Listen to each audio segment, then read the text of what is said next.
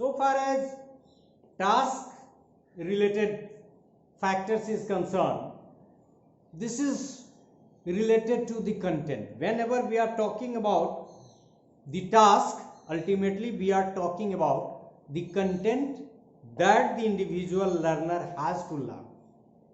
Suppose it is mathematics, as I have also taken an example of height and distance mathematics, या फिर engineering पढ़ रहे हैं, design पढ़ना है,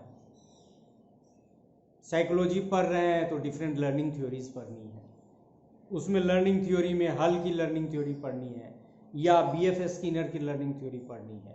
so these are the task.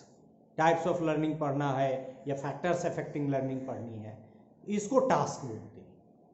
So task related factor में you have to understood the nature of the task. मतलब जो टास्क है उसकी प्रकृति कैसी है, वो कैसा उसका व्यवहार है, उसको कैसे समझा जा सकता है. जैसे यदि हम मैथमेटिक्स की बात करें तो अब 3 डायमेंशनल कंसेप्ट है, अब तो n डायमेंशन कंसेप्ट आ गया है.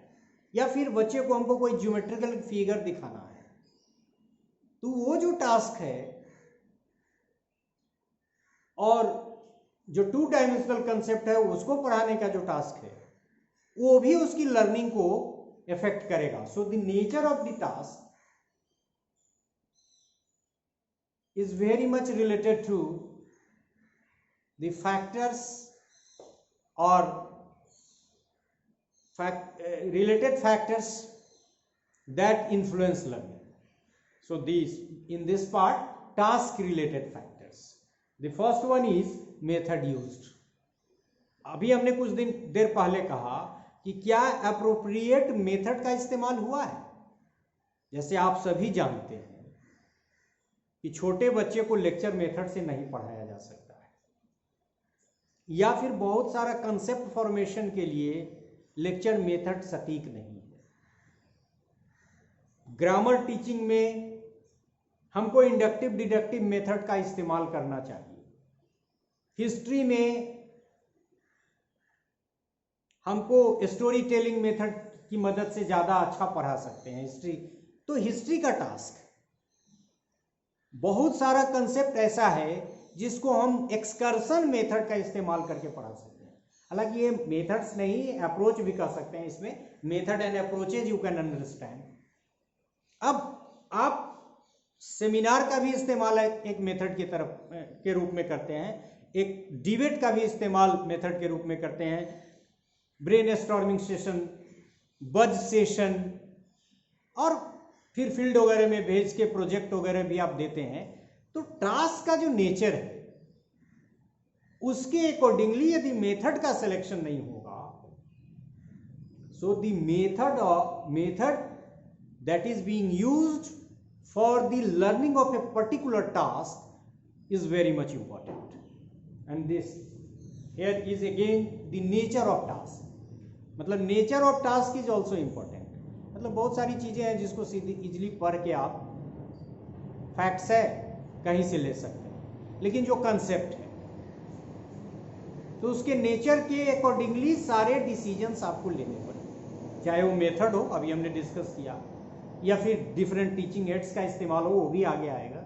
So nature of task, how complex it is, how easy it is, that is also an important factor that influence learning.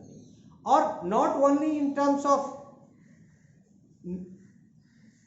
nature and the selection of different teaching aids and like that for in the light of the nature of the task, rather if the task is complex, learner needs more attention, different learning style, different study habits. So nature of task, easy, difficult, middle level का है difficulty के term में. So nature of task is a very comprehensive concept, you can say. Teaching aids का इस्तेमाल, अब पता चला कि अब 3 डायमेंशनल कंसेप्ट अभी हमने कहा, अब डाइजेस्टिव सिस्टम पढ़ाना है बच्चे को, तो डाइजेस्टिव सिस्टम में बिना फोटो बनाए आप खड़ा होकर भाषण दे दीजिएगा। और फिर टीचिंग एड भी कैसा, आजकल तो बहुत तरह के टीचिंग एड्स भी आ गए हैं।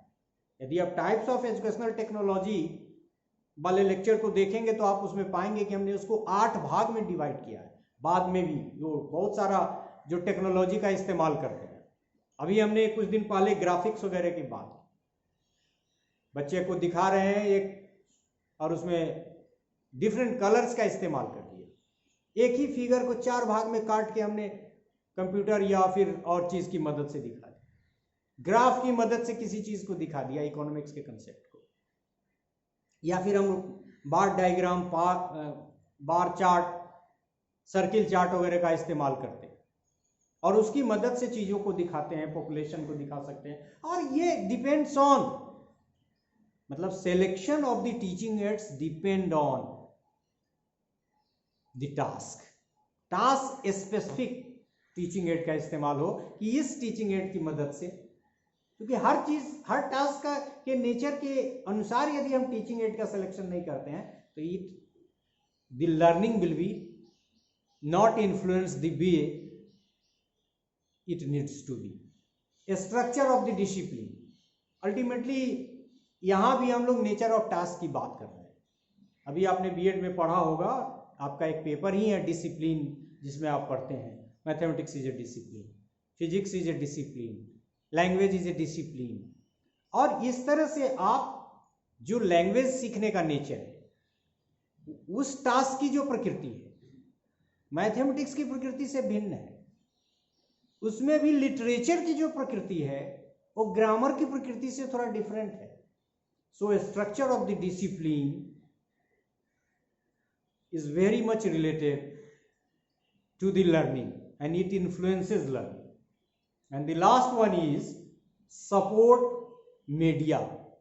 मीडिया, अभी हम लोग मीडिया का एग्जाम्पल भी लिया और इसमें हमने 3 लिखा है, प्रिंट, इलेक्ट्रॉनिक्स एंड इंटीग्रेटेड.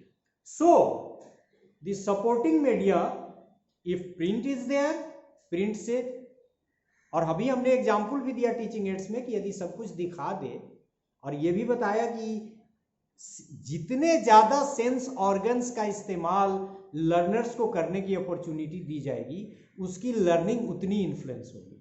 मतलब यदि मल्टीमीडिया का इस्तेमाल करते हैं तो लर्निंग ज़्यादा फैसिलिटेट होगी. और उसके हमने टीचिंग एड्स के माध्यम से, नेचर ऑफ टास्क के माध्यम से, स्ट्रक्चर ऑफ डिसिप्लिन और मेथड यूज के माध्यम से आपको कई बातें बताई. So for task related factor, method use, nature of task, teaching ads, structure of the discipline, support material, supporting material, rather supporting media, and best is integrated media, multimedia. So this is all about the task related factors influencing learning. Thank you.